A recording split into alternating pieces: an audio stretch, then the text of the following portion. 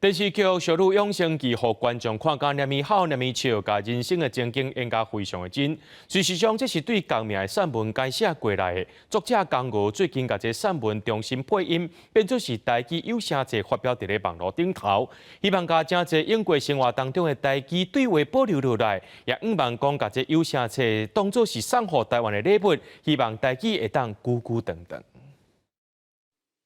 拍打的甲盖头甲海尾头偏着臭青臭青，会当摕去学校迄件同学。人有芭比娃娃甲自动 MBK 啊，我有海尾甲盖。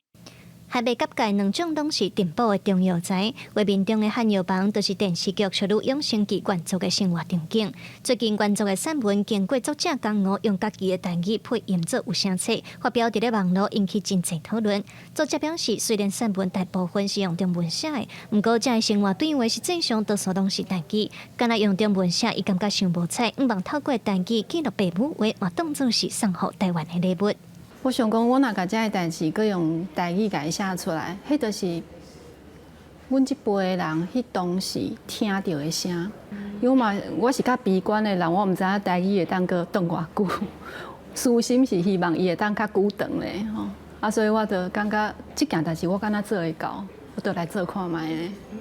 江娥谦虚表示，家己有法度留偌济台语的物件，伊就尽量做。虽然做台语版的有声册用词文句拢着爱去改过，不过伊表示，刚才有找台语顾问斗3工，伫咧讨论的过程，发现真侪台语词，伊拢要保留台南的用法甲腔口。丁顺聪表示，这是有声册真重要的目的，互台语的用性通维持生命力。而且有一寡词是我读伊的文章我才学着，譬如讲。